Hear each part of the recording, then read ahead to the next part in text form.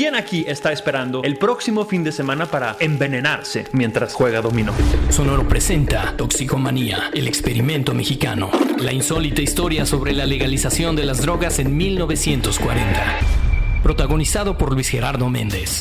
¿Quieren saber cómo estuvo la legalización del 40? Con Aida López y Rainn Wilson. Toxicomanía, el experimento mexicano, es un podcast de Sonoro. Busca Toxicomanía en Spotify y Apple Podcast.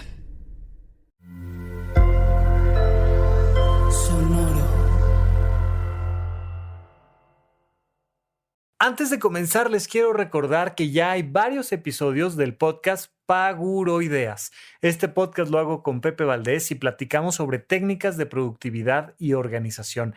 Ya hay varios episodios que creo que te pueden ayudar mucho a disminuir tu ansiedad y a sentirte mejor contigo a través de estas técnicas que vamos platicando Pepe y yo en Paguroideas. No te lo pierdas. Supracortical. Con el médico psiquiatra Rafael López. Síguelo en todas las redes como @RafaRufus. No olviden que Supracortical es parte de Sonoro y que puedes encontrar la página de Sonoro www.sonoromedia.com para escuchar todas las producciones que tiene Sonoro, y Supracortical es solo una de ellas. Bienvenidos a Supracortical, yo soy el Dr. Rafa López. Como siempre tenemos un episodio padrísimo donde vamos a platicar de cosas muy interesantes. El día de hoy tenemos una gran invitada, Sara Snap.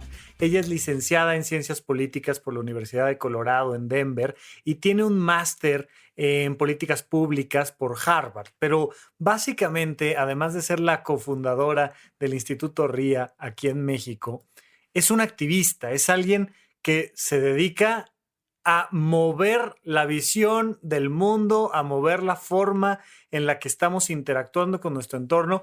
Como todos los activistas, tiene una visión particular de algunos temas que ya iremos platicando a lo largo del episodio para decir, oigan, hay una mejor manera de vivir de la que estamos llevando hoy en día. Sara, bienvenida a Supracortical, este podcast de Sonoro. Gracias por venir. Ay, muchas gracias, Rafa, por la invitación, y sí, es un gusto estar de nuevo en esta plataforma y pues sí, contigo por primera vez, con temas que me da miedo, así un doctor. Es una sesión, yo necesito terapia. Un psiquiatra, oye. Por favor. Fíjate que es una cosa muy importante esto, porque te has dedicado a promover toda la parte, vamos a decirle, desde los derechos humanos, de el libre consumo de sustancias y demás. En Supracortical hay un público importante que sabe que yo no consumo, bueno, ni café. O sea, ya te contaré, pero a mí... Qué bueno que lo admites como una sustancia, porque algunas veces la gente dice, yo no consumo nada, y después dices, ¿consumes café? ¿Consumes alcohol? Oye, el café, el azúcar, ¿qué onda? Sí. No, fíjate que es una cosa importante esto, porque no hay un tema filosófico, religioso, es meramente, a mí en general no me caen las sustancias en general. Uh-huh. Si me tomo una cerveza a lo largo de un año, es mucho para mí. No consumo café, no consumo tabaco, mi consumo de azúcar es bajito, pero es simplemente la forma en la que a mí me gusta hacer. Pero sí, esto me lleva también a estar muy alejado de todo lo relacionado con el tema de las sustancias, porque la verdad es que no me importa. O sea, si mañana legalizan todo o si lo dejan de legalizar, si se usa más, si se usa menos, no suele ser mi tema, pero a mi público sí le importa. Y entonces me dicen, oye, Rafa, ¿qué hay de los psicodélicos y la salud mental? ¿Qué hay de la legalización? ¿Es bueno? ¿Es malo? Es que les digo, ¿sabes qué? Vamos a platicar con gente que sí le sepa, que sí le guste, que sí esté metido, porque yo no le sé mucho. Uh-huh. Evidentemente, creo que hay mucho que podemos platicar y contrastar y que desde la perspectiva de la psiquiatría podemos hablar varias cosas, pero cuéntanos un poquito más de ti, de tu visión del mundo, de en qué andas metida, y de ahí nos arrancamos a un concepto muy interesante que te escuché que me encantó. Ahorita te platico cuál es. Pues sí, digamos que trabajo en temas de políticas de drogas, no solamente cannabis, aunque cannabis es claramente como el tema sustancial en México. En el tema de política de drogas siempre hemos hablado mucho de reducción de riesgos y gestión del placer, y es mucho vinculado al consumo, ¿no? ¿Cómo vas a asegurar que una persona tenga una mejor experiencia si decide consumir, ¿no? De que la mayoría de las personas que consumen sustancias ilegales en el mundo lo hacen sin generar un uso problemático, como es lo mismo con el alcohol o el tabaco o la cafeína, como las sustancias legales que tenemos en nuestras sociedades. Pero nosotros también trabajamos en cómo y estamos a favor de que una persona tenga la posibilidad de informarse y tomar una decisión sobre su cuerpo siendo mayor de edad, ¿no? Pero no estamos promoviendo el consumo, porque en realidad cada persona tiene que decidir, como tú has decidido con todas las sustancias, ¿no? Mi mamá es así, ella tampoco, ella medita y con eso pues ya altera su conciencia suficiente. Exacto, sí. Y le gusta como ese control sobre su organismo. Pero de otro lado, nosotros también buscamos cómo reducir el daño de las políticas. Entonces, ¿cuáles son las políticas públicas que tenemos en nuestro país y en el mundo que están generando daño, que están generando criminalización, marginación de personas, ¿no? Tanto en la producción. Entonces, claro, en México trabajamos mucho el tema de los cultivos, de las comunidades cultivadoras, de la gente que están vinculados a esos y cuál es su estado de vida, ¿no? Y también cuáles son las situaciones alrededor de la persona, no solamente la sustancia, ¿no? Entonces, sí, esa es como nuestra visión de que es posible crear políticas que hacen menos daño y que ayudan a las personas a tener una vida plena, sana.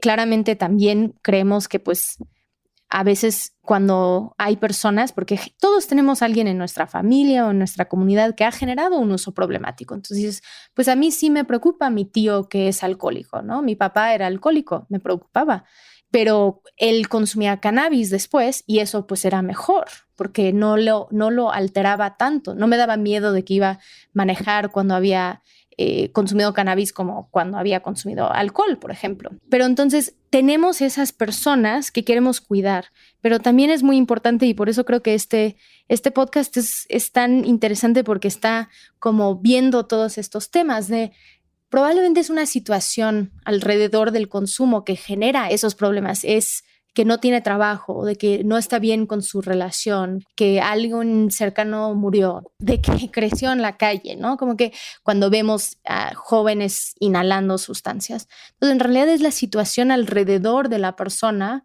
y no la sustancia. Y entonces tenemos que fortalecer nuestras capacidades como seres humanos. Y si hacemos eso, pues es menos probable que vamos a tener gente en nuestras comunidades que desarrollan un consumo problemático de cualquier sustancia. Y en México, pues el alcohol es la gran sustancia que puede generar problemas.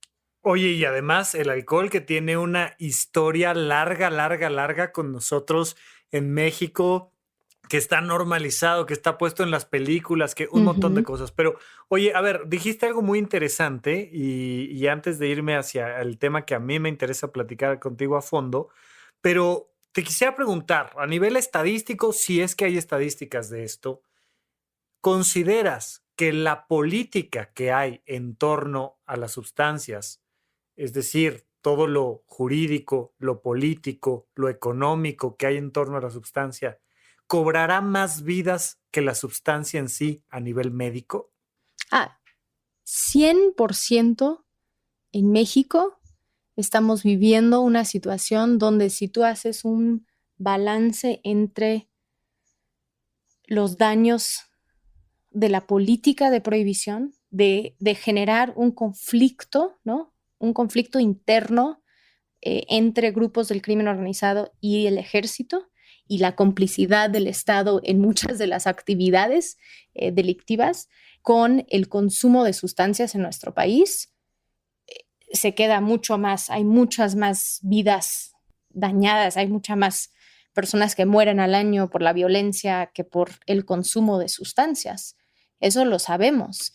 No tenemos buenos datos recientes porque el gobierno no ha levantado esos datos, pero los últimos que tenemos es de que menos de 1,000 personas al año mueren por sobredosis en este país, mientras tenemos más de 30,000 homicidios dolosos y un gran porcentaje, arriba del 50% de esos, están vinculados a actividades del mundo del crimen organizado. Ahora, si entras ahí a, pues, ¿qué es el crimen organizado? Pues ahí hay una diversidad de temas, hay una diversidad de actividades. Y se vuelve una temática compleja de analizar, Muy. pero fíjate que justamente eso es un elemento que te quiero yo platicar. Yo vengo de un pequeño pueblo en el Estado de México, después estudié en Toluca y tal, y cuando llegué acá a la Ciudad de México, yo venía con una mentalidad muy simplista del tema de las drogas, que es las sustancias hacen daño, acaban con tu vida, por tanto, tenemos que prohibirlas. Punto. O sea, eso es un discurso básico. Es la Estrategia Nacional de Prevención de Adicciones del gobierno Claro. federal. La ENA. Claro, es un discurso extremadamente básico. Y vaya, si eres un niño de 5 años, está bien tener discursos así de básicos. Pero cuando ya somos adultos, necesitamos entender discursos mucho más profundos y entender los matices de las cosas. Llego acá a la Ciudad de México y fui pasando por muchas experiencias mientras iba estudiando medicina y demás. Pero conforme fui creciendo y me fui topando con gente que, por ejemplo, se dedica al mundo de los podcasts, me encontré con personas que estaban viviendo esto que tú mencionaste, que es salir del closet psicoactivo. Y esa salida de ellos a mí me cambió mi visión sobre el tema de las sustancias. Porque yo, hasta donde entendía con este discurso simplista, toda persona que consuma cualquier sustancia es una persona que ha echado a perder su vida o que está a nada de echar a perder su vida. Y de repente me empiezo a topar con gente que me dice, mira, yo he consumido esto, y estoy haciendo una maestría, y estoy levantando una empresa, y estoy saliendo a la vida, estoy teniendo una relación de pareja, y estoy aprendiendo un montón de cosas, y estoy difundiendo, y me gustaría que me platiques más de esto y el impacto, y qué es esto de salir del closet psicoactivo. Sí, me encanta también que eso está sucediendo y que de esa forma estamos cambiando mentes, ¿no? Porque eso es parte de, también es importante, y siempre lo digo al principio, mucha gente podemos salir del closet psicoactivo por el privilegio que cargamos, porque esto no va a afectar nuestra vida personal o profesional de una forma negativa, o estamos tomando ese riesgo conscientemente, ¿no? Y más si eres una persona que tiene otra condición que te podría marcar, ¿no? Yo siendo madre o otras madres, salir del closet psicoactivo y hablar de tu consumo puede detonar que te denuncian, ¿no? Y sucedió a una amiga recientemente, ¿no? Entonces, que las personas que lo pueden hacer es porque tenemos cierto privilegio y nosotros desde el movimiento reformista estamos luchando para que cualquier persona lo pueda hacer y que no tenga esa repercusión negativa en su vida, porque sabemos que es algo, pues que es importante si lo puedes hacer, pero que es algo que se tiene que cambiar con un cambio cultural que estamos generando. Entonces, salir del closet psicoactivo, pues es algo que pues hemos venido trabajando como comunidad internacional. En Colombia tenían algunas pancartas en 2012 que hablaba de eso.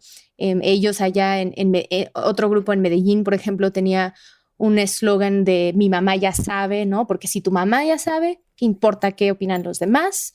Ella es la más importante, claro. ¿No? Claro. Entonces, ha sido como algo que se ha ido desarrollando. Ahora hay un libro muy bueno que salió de un doctor que se llama Carl Hart, que es de la Universidad de Columbia en Nueva York, donde él escribe, es un manifiesto así de salir del closet psicoactivo. Él es neurocientífico, fue como jefe de su departamento, súper como high achieving, ambicioso. Es afroamericano, pero entonces él ha hecho muchos estudios en laboratorios sobre el uso y él decidió, voy a escribir un libro sobre mi consumo y voy a ser muy honesto sobre mi consumo. Y salir del closet psicoactivo también es entender que lo estás consumiendo porque eres una persona adulta y puedes. Y cómo es un consumo responsable. ¿Qué significa un consumo responsable? Significa que no estás entonces olvidando las obligaciones que tú mismo has puesto sobre tu vida. Entonces, cuando yo pienso en eso, es como, pues yo decido cuándo consumo, cómo, si me va a dar el tiempo para disfrutarlo, ¿no? Si alguien me ofrece una sustancia a las 11 de la noche y tengo que levantarme muy temprano, pues no, gracias, ¿no? Yo no lo voy a disfrutar, me voy a desvelar. Claro. Es como planearlo bien para disfrutarlo. Oye, perdóname, pero pasa igual con una copa de vino que uno dice, híjole, me va a hacer gastritis, o oye, me voy a comer esta carnita de puerco que no sé qué y tal. Y me voy a levantar y sentirme mal. Exacto, y tenemos un consumo responsable del alimento, algunos, otros no tanto, pero Sí. se trata de que poco a poco vayamos siendo más responsables en nuestra forma de consumir. Y eso se llama la autorregulación. Eso es la adultez, ¿no? Claro, porque si no le estamos dando a alguien más, ¿no? Al gobierno, a los policías, a los militares, algo que debería de ser nuestro derecho, pero por tanto también nuestra obligación, que es cuidarnos a nosotros. Exacto. Y tenemos, como personas usuarias y como personas, tenemos derechos y obligaciones, ¿no? Responsabilidades. Entonces ahí es, bueno, yo voy a consumir, pero cuando sé que no tengo que escribir, ¿no? Porque a mí no me gusta consumir cannabis y escribir, ¿no? Yo no me voy a echar algo que es un viaje largo cuando sé que tengo que cuidar a mi hijo. Entonces, pero la persona tiene que determinar cuáles son las obligaciones o las cosas que te llena tu vida para que tengas una vida plena. Y de ahí tú tomas tus decisiones sobre cómo integras el consumo en tu vida. Y les puedo asegurar que si eres una persona que consumió a los 18 años y ¿qué tal? Te comiste una tacha, ¿no? Pero lo comiste con tus amigos, no sabes exactamente qué contenía, te sentiste un poco mal, tal vez te habías tronado con tu novia hace unos días, entonces estabas como en un estado emocional no muy bien, pues eso no es un consumo responsable, porque no pudiste, tal vez no estabas en control de tus decisiones alrededor de tu consumo. Y probablemente si consumes ya después a tus 35, donde dices, yo voy a consumir unos hongos y voy a ir a caminar en un bosque y mi intención es como conectarme con la naturaleza, pues tu experiencia va a ser completamente diferente. Y por eso en estos temas hablamos mucho, y seguro ustedes también en la psiquiatría, del set y setting, ¿no? ¿Cómo está tu mindset? ¿Qué estoy sintiendo? ¿Y cuál va a ser mi entorno? ¿Con quién voy a estar? Y de ahí, ¿quién soy yo?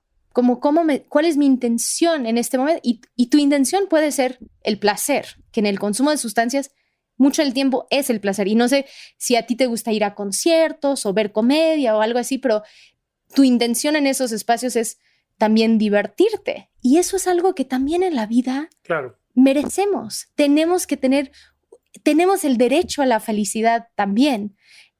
Y si alguna persona decide que quiere desarrollar su personalidad usando una sustancia, yo creo que si eres mayor de edad deberías tener un acceso seguro. Y cuando empezamos, me preguntaste como sobre prohibición versus consumo. Hay muchos países donde el consumo está siendo muy problemática para la para la sociedad, pero también las políticas. Entonces, si pensemos en Estados Unidos, como 60 a 70 mil personas al año están muriendo de sobredosis porque hay una adulteración de las sustancias o porque están comprando sustancias en un mercado ilegal donde no sabes exactamente qué estás comprando, y además están encarcelando a personas de una forma discriminatoria por el mismo consumo de sustancias, y eso quita a personas de sus familias y entonces rompe el tejido social en comunidades enteras, y entonces ahí estás creando daño también. Pero si estuviéramos pensando y esto es como mi visión utópica de que una persona podría tener una conversación con alguien que está capacitada en el tema de sustancias psicoactivas, tal vez psiquiátrico, tal vez no, tal vez alguien que nada más es un reductor de daño y gestor de placer. Sí. Y tener una conversación sobre, es que estoy pensando consumir de esta forma, esto es lo que voy a hacer, y que esa persona te puede ayudar. Y eso crea una relación. Todos necesitamos más gente con quien hablar. Y ahora en la pandemia, aún más, ¿no? ¿Cuántos hemos dejado la terapia porque otro Zoom no nos da la vida, ¿no? Claro. Pero entonces es de cómo creamos esas redes de confianza y esos espacios también de que si vas a consumir, cómo haces una reintegración, que todo eso es un lujo si tienes el tiempo y el espacio y los recursos para hacerlo. Entonces, todo este movimiento también de personas que están probando ceremonias y psicodélicos y qué bien, está cambiando su vida, pero es porque tienes mucho privilegio y posibilidad de hacer eso. Y la mayoría de los mexicanos, de las y los mexicanos, están luchando solo para llegar al día a día, ¿no? Oye, a ver, ahí quiero detenerte para profundizar un poquito más, ¿no? Porque la gente tiene la idea, incluso con estos conceptos, por ejemplo, como una droga que es puerta de entrada, ¿no? Que consumo azúcar, luego cafeína, luego alcohol, luego tabaco, luego marihuana, luego cocaína, luego opioides y termino en una adicción horrible, como si fuera un trenecito que no se puede controlar. Pero me gustaría platicar por qué es un consumo de más riesgo para alguien de bajo privilegio social contra alguien de alto privilegio social. ¿Qué diferencia hay entre que una persona con maestría se vaya al desierto a consumir psilocibina y cómo alguien que no tiene trabajo, que está en la calle, consume un inhalante resistol, tiner, con unos amigos en la esquina? ¿Qué diferencia hay entre una cosa y la otra? Bueno, está todo el tema socioeconómico, psicosocial a su alrededor. Es que de principio pareciera que el dinero no tiene nada que ver, o sea que nada más es la misma sustancia le va a afectar igual a una cabeza que a otra. Y creo que vamos a ver lo que nos vas a contar a continuación, creo que nos va a permitir ver que no, incluso fíjate que tenemos estadísticas muy claras dentro de las enfermedades mentales que a mayor nivel académico, a mayor nivel socioeconómico, cultural, la enfermedad mental daña menos, le daña menos a una persona que tiene mayor nivel la esquizofrenia, el trastorno bipolar, el trastorno obsesivo compulsivo. ¿Por qué? Porque tiene familia. ¿Por qué? Porque tiene trabajo. ¿Por qué? Porque tiene educación. ¿Por qué? Porque tiene recursos para acceso a servicios de salud. Para ir al doctor, exactamente, sí. ¿No? Y entonces entender que cuando hablamos de drogas no hablamos de todas las drogas, sino de contextos dentro de contextos que nos van cambiando la visión. Sí, totalmente. Es el contexto, eso es lo más importante. Digo, yo voy a comparar dos sustancias diferentes porque, bueno, la psilocibina sí es una sustancia muy diferente al tiner, ¿no? A un inhalante. También el modo de administración de una sustancia depende mucho. Tú, si estás inhalando, te dura muy poco tiempo y entonces se vuelve un comportamiento más compulsivo. Claro. Porque necesitas seguirle si quieres seguir teniendo el efecto. Tú comes unos honguitos de psilocibina y te van a durar 8 a 12 horas, dependiendo de tu organismo. Entonces tú no vas a seguir comiendo honguitos, tú vas a como sentarte en el viaje y decir, ok, entonces sí te cambia, pero sí hay sustancias que podemos comparar, por ejemplo, como Adderall y metanfetamina. Las dos son anfetaminas. La diferencia es de que si yo soy una persona que está consumiendo Adderall, es porque probablemente un doctor me lo prescribió.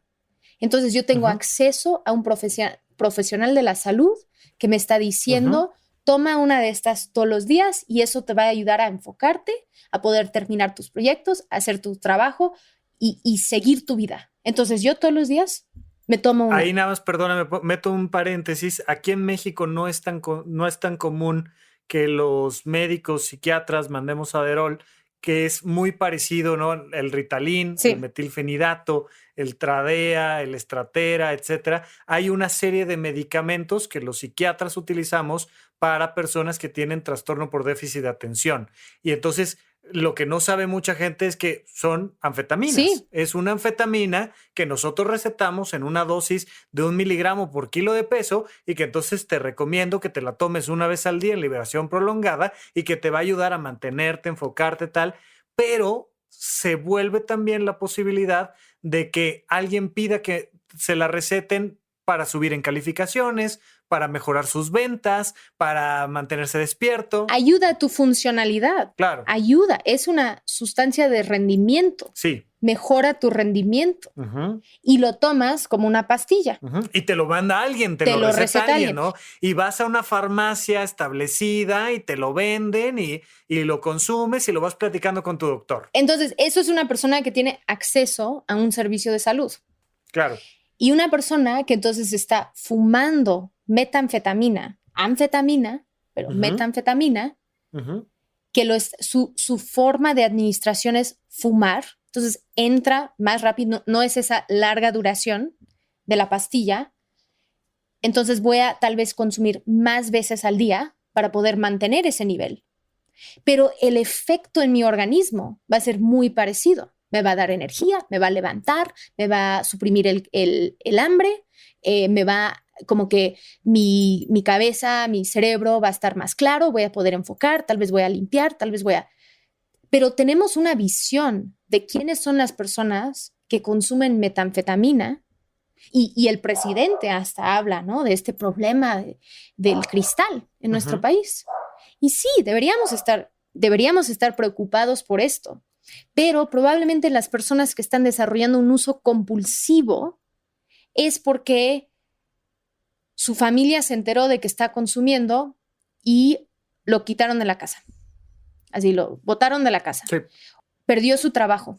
Sí. Y entonces de ahí encuentra un grupo de amigos con quien va a consumir y se crea una comunidad de consumo donde tu actividad principal en ese grupo, donde tú sientes pertenencia, donde tú sientes que tienes alguien que te acepte, ¿no? Este grupo. Sí, hay una red social, hay una red de resiliencia que te hace sentir contenido, apoyado, querido. No es solo la sustancia. Pero lo que te une al principio y lo que te queda unido es el consumo. Sí. Entonces, sacarte de ese grupo sería muy complicado. Mientras, la persona que está ahí consumiendo su pastilla todos los días, su familia no lo desechó de su casa, está en su trabajo, no lo van a despedir de su trabajo por ese consumo y está llevando un comportamiento y tiene su grupo de amigos y tal vez se echa su cervecita en las noches, tal vez no, tal vez fuma marihuana para dormir en las noches, ¿no? Entonces, es eso de que esa persona, por su consumo, no ha perdido a su red de confianza y lo ha tenido que reemplazar con uno donde tal vez te lleva a otros comportamientos. Mientras, por la ilegalidad de la metanfetamina, por la dosis de administración, por la forma en cómo ese comportamiento y el consumo de esa sustancia está visto en nuestra sociedad, genera mayor problemas en tu vida. Claro, fíjate, aquí quiero agregar un dato, ya que estamos hablando de estas anfetaminas. Hay datos estadísticos muy claros, ¿no? Antes hago la advertencia, un poco solo para dar el contexto. Mis pacientes, los míos que vienen a mí a verme como psiquiatra, el 80% de ellos no consumen ningún medicamento. Yo no les mando ninguna pastilla. Sí. ¿Por qué? Porque no lo requieren. Sí. Y el que lo requiere, se lo doy, ¿no? Bueno, me es muy obvio, ¿no?, que de repente me llega un chico, una chica de 12 años, 13 años, con un claro diagnóstico de déficit de atención y les digo, bueno, le tenemos que mandar esto. Y hay un miedo de decir, no, espérame, no le puedo mandar una anfetamina, metilfenidato, Adderall o lo que sea, a mi niño porque tiene 12 años. Le digo, sí, pero se lo vamos a mandar en la dosis correcta, de la manera correcta, teniendo un diagnóstico claro, y les mandas el medicamento y a los niños les cambia la vida. Sí. Dejan de tener conflictos con la autoridad, tal, y sabemos estadísticamente que disminuye el riesgo de generar una adicción a otras sustancias posteriormente. Pero si hay una persona que no ha podido tener la oportunidad de ir contigo a tener esa conversación a los 12, 13 años, o a los 16, o a los 28, o a los 40, entonces ya ha desarrollado una necesidad tal vez de automedicar, de no saber exactamente por qué me siento diferente, por qué no me siento a gusto, por qué no puedo prestar atención en mis clases, o mis papás ya no me están mandando a la escuela porque piensan que no soy listo o lista. Entonces, si tú no tienes acceso a esos servicios que tal vez sí vas a necesitar, o servicios alternativos, ¿no? Como que, bueno, vamos a intentar hierbas chinas para eso. Porque hablar con alguien, tener terapia, ir a algún lado, informarnos, tener un profesional que nos acompañe. Entonces el contexto se vuelve muy importante cuando estamos hablando de sustancias. Sin duda. Sí, y por eso siempre hablamos es la situación alrededor, no la sustancia o el contexto, ¿no? Okay. Y por eso estas visiones tan simplistas de la Estrategia Nacional de Prevención de Adicción, no hay final feliz con las sustancias. Es como, pero entonces, si tú me das ese mensaje, significa que cuando yo pruebo cannabis con mis amigos y me río mucho y me divierto, digo, entonces ustedes me estaban mintiendo. Me estaban mintiendo sobre la sustancia porque mira, hubo un final feliz. Chetos y Coca-Cola y como diversión. Y ya.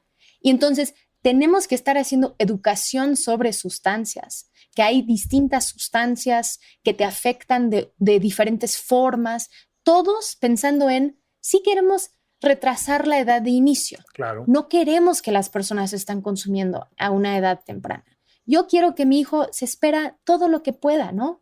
Y eso sería mi esperanza para él.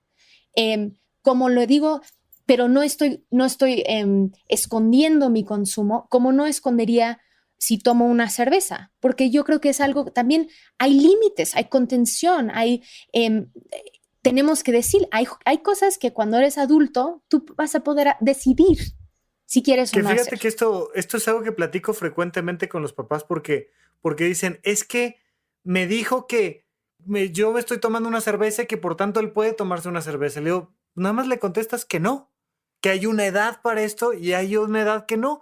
Como hay una edad para ir a trabajar, como hay una edad para pagar impuestos, y va pasando uno por etapas, pero la presencia de los padres, la presencia de la educación, que se vuelve muy importante. Sí. Sara, te quiero preguntar y que un poco, tenemos todavía un ratito, pero para irnos dirigiendo hacia el final.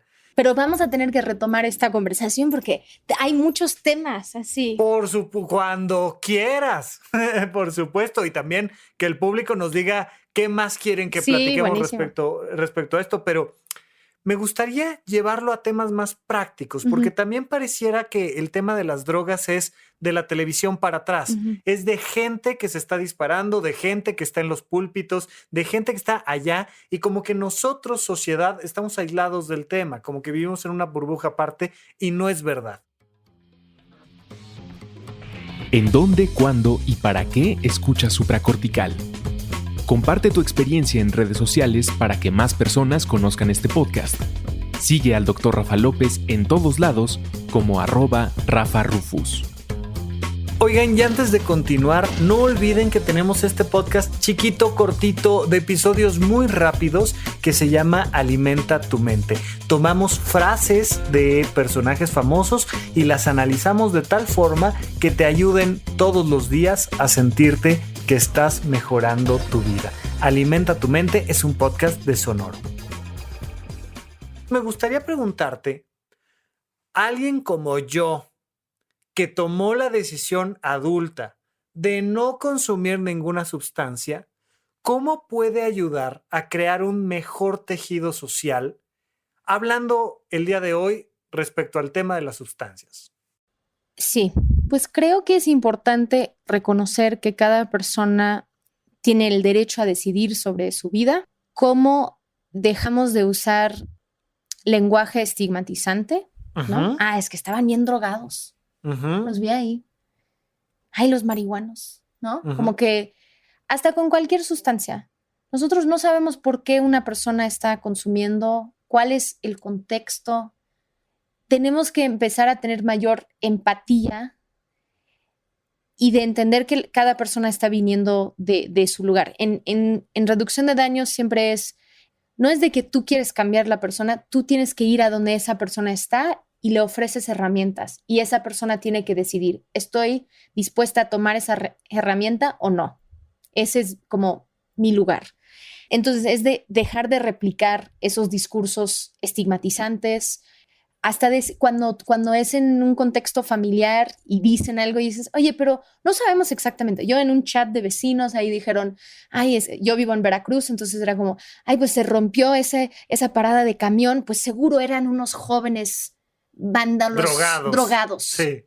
Ajá. Y yo puse, pues no se sabe exactamente, ¿verdad? Y después alguien más puso, no, es que hubo un accidente a las 11 de la noche y fue bla, bla. Claro. Y yo, qué bueno que sabemos antes de juzgar a una población, ¿no? Sí, es importante que no hagamos eso, ¿no? Ese sería como el primer punto, ¿no? O sea, yo, Rafa, que no consumo ninguna sustancia, lo primero que puedo hacer es dejar de juzgar y escuchar, ¿no? Dejar de usar un lenguaje estigmatizante, dejar de sentirme el que tiene la verdad, dejar de sentirme el que sí está bien.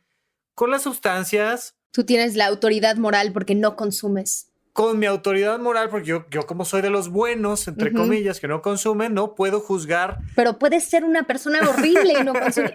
A los que consumen. No te lo creo. A las mujeres, a la comunidad LGBT, a los inmigrantes. O sea, porque nos encanta ser los que tienen toda la razón. Y entonces el otro, el diferente, es el que está mal. Entonces, lo primero que puedo hacer yo que no consumo es no juzgar, escuchar. Y creo que tratar de crear ambientes lo más sanos posibles desde mi perspectiva para que la gente tenga una disminución del riesgo. ¿Te parece que vamos bien por ahí? Sí, totalmente. Okay. Y creo que eso también abre la puerta a que si hay alguien en tu vida, tal vez no tú porque todos saben que eres psiquiatra y que estás dispuesto a platicar y escuchar, pero otros, de poder entablar ese diálogo con alguien donde tal vez sí está consumiendo o donde tiene preguntas. Entonces yo creo que aunque no consumas, es importante tener información porque tal vez hay gente a tu alrededor que van a tener ciertas preguntas sobre sustancias. Y voy a hacer un comercial aquí para un libro que escribí que se llama Diccionario de Drogas, que es así muy... Me encantaría tener una copia aquí, pero no tengo. Bueno, lo pueden buscar en la página de chicksvsestigma.com, donde lo distribuimos. Y es un libro muy amigable. Es un libro donde va sustancia por sustancia, legales e ilegales, cuál es un poquito sobre la historia, su efecto, cómo puede reducir daños si lo estás consumiendo, incluyendo con cafeína, el chocolate, ¿no? Y de ahí... como cuáles son las contraindicaciones, qué es lo que sabemos, porque sabemos que también no es porque una sustancia es legal o ilegal le hace menos riesgoso, ¿no? Entonces, claro, no ha sido la legalidad, sino que ha sido el tratamiento y cada persona. Entonces, creo que, y hablo del libro porque ha sido algo que también puede abrir un diálogo, por ejemplo, si eres padre o madre de familia y quieres hablar con tus hijos adolescentes. Y si no tienes dinero para comprar el libro, escríbeme y yo te lo mando, no hay problema. Y si tienes contactos en la SEP o en el sistema carcelario, por favor, también contácteme porque he querido que este libro esté en las cárceles y en las escuelas. Es como mi sueño. Salió en 2015, es un libro viejo, pero es como para que tú podrías ir sustancia por sustancia cada día y decir, ok, hoy vamos a hablar de psilocibina, mañana vamos a hablar de MDMA, o los niños lo leen, los adolescentes lo leen, y después tienen preguntas y puedes tener una conversación sin estigma, y poder platicar hasta como padre o madre de familia también, compartir tu experiencia, ¿no? ¿Por qué has tomado, tú, Rafa, por qué has tomado esas decisiones de no consumir, ¿no? Claro. Es porque tú has encontrado otras formas. Yo a una temprana edad, cuando sí estaba experimentando con sustancias, tomé ciertas decisiones de que no iba a inhalar ni inyectar una droga. Así a los 16 años. Dije, yo así voy a poner así es mi límite, no. Entonces no lo he hecho. Ahora que tengo 38, pienso, bueno, podría probar algunas y no me va a hacer el daño porque tengo el contexto. Claro, pero ya te sientes en un contexto más seguro que te permite experimentar sin incrementar tanto el riesgo. Hasta como padre o madre, tú puedes decir, ¿sabes qué? Por eso yo solo tomo 2 cervezas.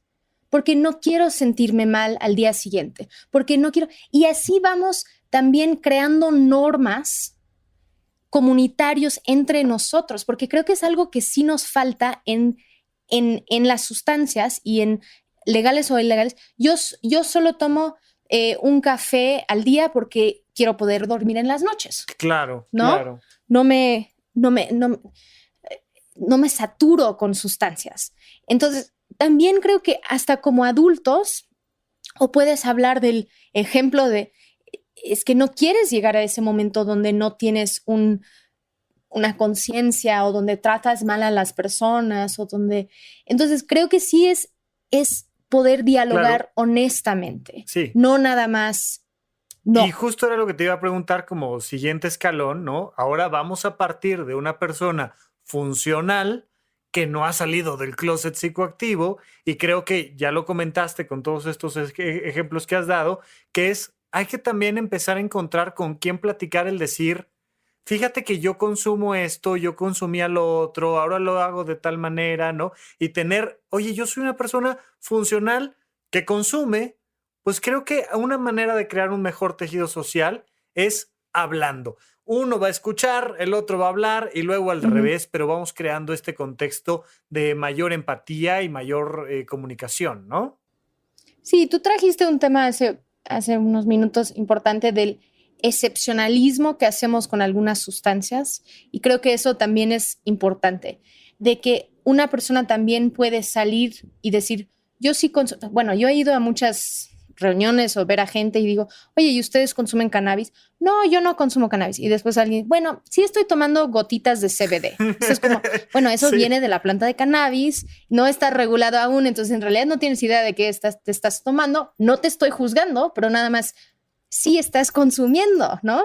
Entonces es esta idea de que una sustancia es mejor que otra, cuando en realidad no sabemos. Entonces, ¿cómo podemos, si tú eres una persona que consume, también el lenguaje hasta tú puedes replicar lenguaje estigmatizante y sucede todo el tiempo así de que, pero el mío es medicina, mi sustancia, lo mío es natural. Claro. Entonces, ese está bien, ¿no? Viene de la tierra. Y es como, sí, pero alguien tal vez va a decidir que Adderall es algo que requieren, es una sustancia sintética, ¿es algo malo? No. Puede ser utilizado de una forma inadecuada, pero en general también, o responsable, depende de la persona.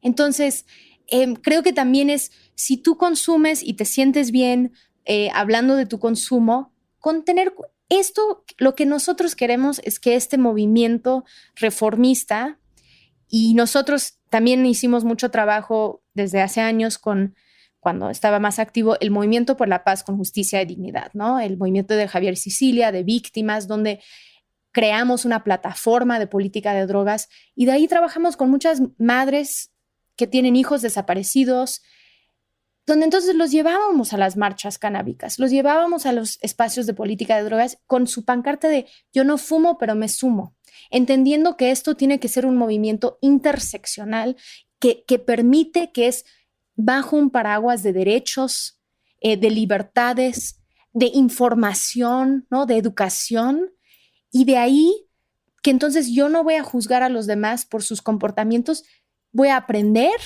y de ahí voy a intentar y yo escribí el libro pensando, bueno, si entendemos las sustancias, de ahí podemos proponer políticas públicas mejor. Porque yo quiero que haya tratamiento de calidad para las personas, pero quiero que la persona decide ir a tratamiento, que no sea algo forzado, que no haya anexos, que anexos no sea la opción, que todos tengan un doctor Rafa con quien hablar. Oye, y justo te quería hacer, esa es mi penúltima pregunta, ¿no? Y luego pasar a la última pregunta, pero oye, yo soy una persona que sí está teniendo un problema por el consumo, ¿no? Porque las sustancias como el sexo, como la comida, como el internet, son riesgosos, punto.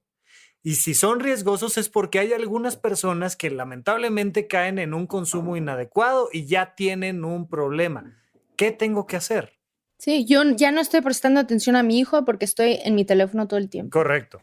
¿No? Es así. Yo pongo un límite a mis horas en redes sociales en mi teléfono. Eso es una autorregulación, así, hora 3 minutos. Claro. Si lo quiero ignorar, lo puedo ignorar, pero no lo hago, ¿no? Creo que lo primero, y tú lo dijiste muy bien, es la persona tiene que identificar eso. Y puede ser que su familia ayuda, ¿no? Que dice, es que nos preocupa. Entonces, si una persona te dice, me preocupa lo que estás haciendo, a mí también me preocupa, ok. Entonces tú vas, ojalá tengas la posibilidad de escucharles, ¿no? Y puede ser todas las cosas que tú identificaste, o lo que sea. Lo difícil en nuestro país es que si no tienes recursos, es muy complicado encontrar un lugar donde puedes ser atendido. Y eso es la realidad. Y los demás tenemos entonces que estar al pendiente de ver cómo podemos ayudar a las personas más cercanas que más lo requieran. Sí. Y entender que los centros de tratamiento que no están regulados por el Estado, que son más del 90%, son lugares donde hay graves violaciones a los derechos humanos, donde puedes salir más traumado de lo que entraste, donde se basa también en la abstinencia, y a veces la abstinencia no es lo que vas a lograr en tu tratamiento, sino que va a ser una reducción de daños, una reducción de acciones compulsivos, puede ser un tratamiento de sustitución, dependiendo de cuál es el consumo.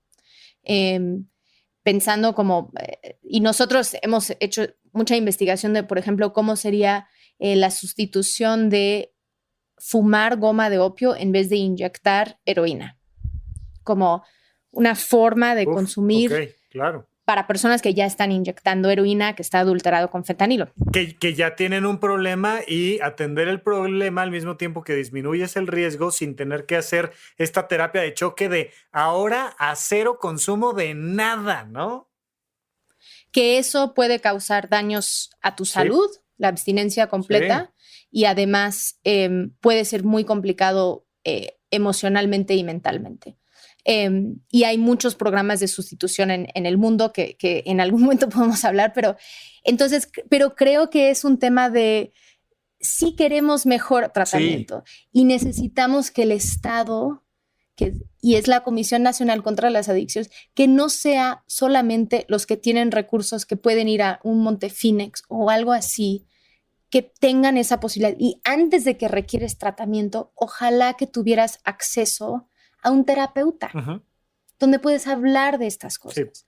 Pero cuando un terapeuta cuesta 500 pesos la sesión a 1,000 o 1,500, es completamente inaccesible. Y en México necesitamos bajar también el estigma de hablar con alguien, de tener un terapeuta, porque creo que cuando nos comparas con otras sociedades, tenemos ese estigma muy arraigado. Y te hago ya la última pregunta, que va respecto a las instituciones. ¿Cómo me sumo a las instituciones? ¿Cómo ayudo al Instituto RIA? ¿Cómo puedo ver que las instituciones están trabajando para la sociedad completa? Niños, consumidores, no consumidores.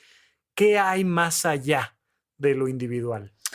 Sí, creo que pues tenemos muchos recursos aquí en México y hemos sido muy creativos. Sin duda nos pueden seguir en redes, en Instituto RIA. Nosotros por primera vez en nuestra vida institucional estamos haciendo una campaña de recaudación de fondos, justo porque es como el momento de crear estabilidad como organización, ¿no? Entonces, si quieren y pueden, muy bienvenidos. Si no pueden, también nosotros pues tenemos servicios sociales que hemos utilizado en la organización. Creo que también es algo donde si nos educamos, tú puedes compartir esa información. Entonces, hay ciertos recursos. Nosotros tenemos una coalición que se llama Regulación por la Paz, donde convocamos acciones políticas, donde puedes hablar a tu senador o hablar a algún legislador o a tomar alguna acción de presión ahorita virtual. También recomiendo mucho estas organizaciones, además de Instituto RIA, Reverdecer Colectivo, el programa de análisis de sustancias, que es una forma de reducción de daños donde no está realmente funcionando ahorita, pero hay mucha información ahí que tiene que ver con si vas a consumir, cómo tomar una decisión mejor informado. También recomiendo los videos de Lugo y las drogas, que es un peluche que habla de sustancias. Y pues creo que todos estamos uniéndonos para poder avanzar una agenda que sea una agenda progresista, de derechos, feminista, ¿no? Abierto a cualquier persona. Y creo que sí es importante que estemos conectados en redes, porque en cualquier momento, por ejemplo, y si tú eres una persona que, por ejemplo, eres psiquiatra y dices, a mí me gustaría trabajar más con esta población y estaría dispuesto a ofrecer mis servicios gratis o de muy bajo costo. Perfecto. Nosotros tenemos que hacer así directorios de recursos, porque no existe para la gente y nos preguntan tanto por abogados cuando te detienen como para psiquiatras cuando estás pasando por un mal momento o cuando tu familia necesita como mayor información, lo que sea. Entonces, si eres una persona profesional que quiere también voluntariar tu conocimiento y quieres adquirir más y de ahí voluntariar, siempre muy bienvenidos. Maravilloso. Sara Snap, muchísimas gracias por acompañarnos. De verdad, una plática padrísima al público entero. Si quieren que platiquemos más sobre algún aspecto en particular, ya saben, nos pueden encontrar en redes sociales, a mí como @RafaRufus. Sara, que te busquen directamente en algún lado o en Instituto RIA o qué. Sí, nos pueden buscar en Instituto RIA y yo estoy en redes como Sara con Z, Snap con P. Fantástico. Muchísimas gracias por venir. Gracias por abrir este tema. Muchas gracias. Y seguimos platicando. Qué divertido. Sí, muy interesante. Muchas gracias por estar hablando de estos temas que es tan importante. Gracias. Bye. Gracias por escuchar Supracortical. En verdad me interesa muchísimo conocer tu opinión sobre este episodio o cualquier otro que quieras platicarme. Puedes encontrarme como @RafaRufus en Twitter, en Facebook y en Instagram. Quiero darte las gracias por escuchar Supracortical y sobre todo por suscribirte y seguirme donde sea que estés escuchando este programa, y así te puedes enterar todo el tiempo de nuestros próximos estrenos.